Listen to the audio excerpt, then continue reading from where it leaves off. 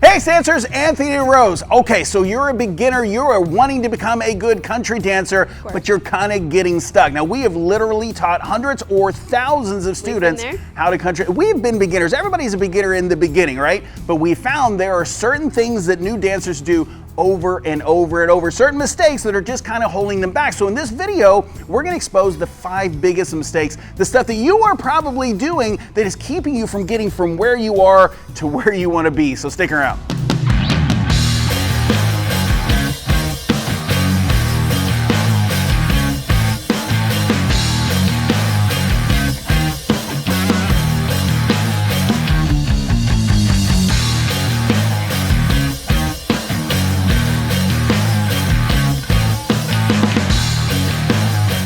All right, guys, we're gonna break down the 5 biggest mistakes you're probably making when you're learning how to country dance. But before we do, I don't know if you know this or not, but summer is coming.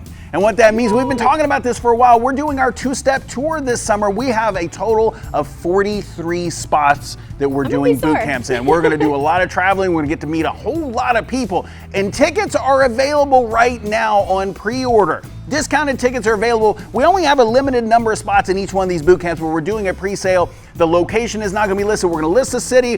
The venues we're gonna decide on after we decide how many people we're gonna get in each city. Okay, so we're gonna break down the 5 biggest steps about. If you are brand new at this channel, you're gonna notice this little button down here and it says subscribe. And if you click on that button, then you become an X-Dancer and you'll know when all the awesome stuff happens here on the channel. So here we go.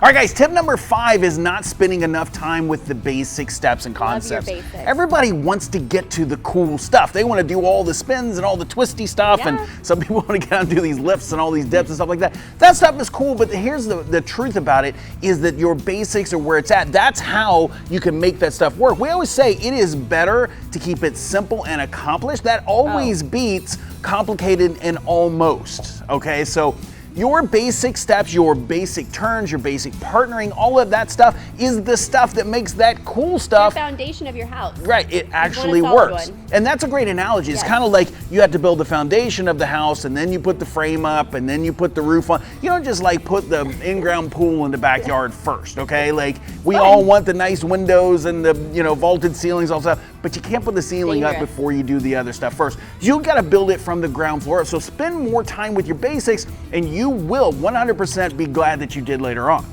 All right, guys, mistake number 4 the new dancers make a lot is they place a lot of blame or they make excuses for a lot of things. Pointing fingers. We teach a lot of beginners, and one thing that happens, like we have these couples that come in and they're trying this thing and it's not working, so like I'll go and grab her and I'll try it and she goes, see, it works when I dance it with him, and he's like, okay, so, but here's the thing, I'll turn to him and say, okay, well now let's see you do that by yourself.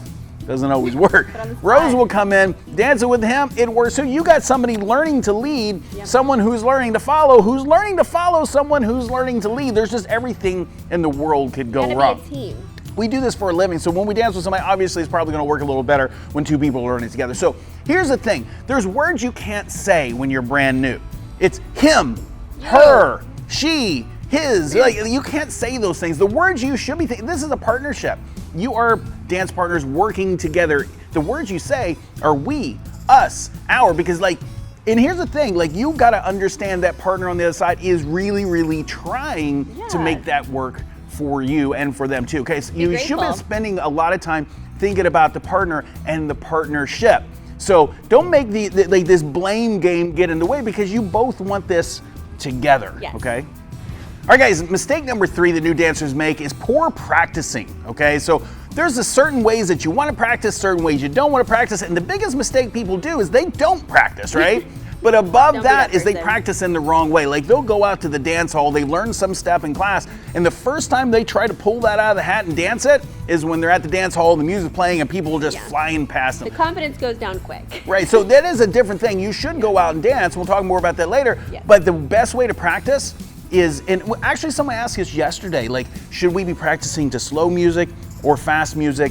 And our answer was without it. You should be practicing it as process. Take one thing at a time, learn the process, how it's partnered, where do you need to be, what foot do you need to be on, Do it without music, then Yeah. try to really Slow down. slow music once you get that comfortable, work your way up to speed. Don't go out to the bar Don't do and it. just, that's considered practice. It's not practice. There's certain things that is beneficial for, but is not learning how to dance, okay? So we want you to go out and dance for a different reason, which we'll talk about, but practicing should happen slowly, like in slow motion. in a process. One little piece at a time. You got to learn the process and the connection and the footsteps and all that stuff, because your mind's smart, but your body's stupid. You have to learn Get them to how to work do these together. things in the right order.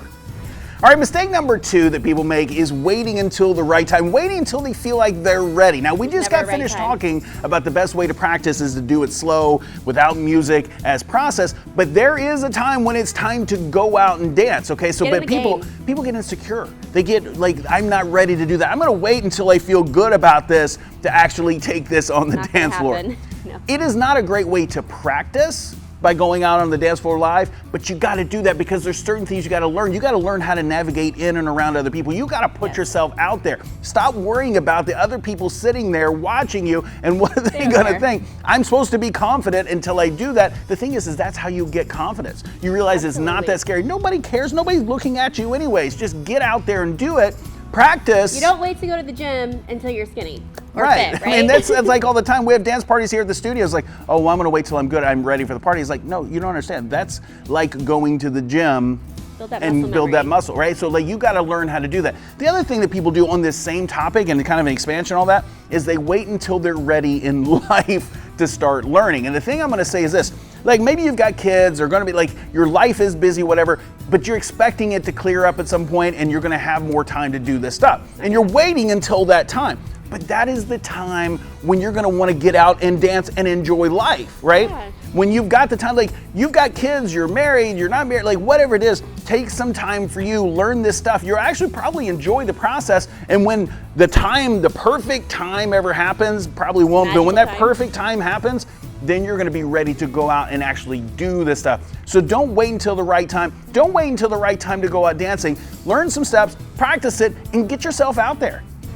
And the number one mistake that new dancers make in learning how to dance is not being patient. They want it right now. Like, man, I've been doing this for 2 weeks and I'm not a superstar yet. It's not going to work that way.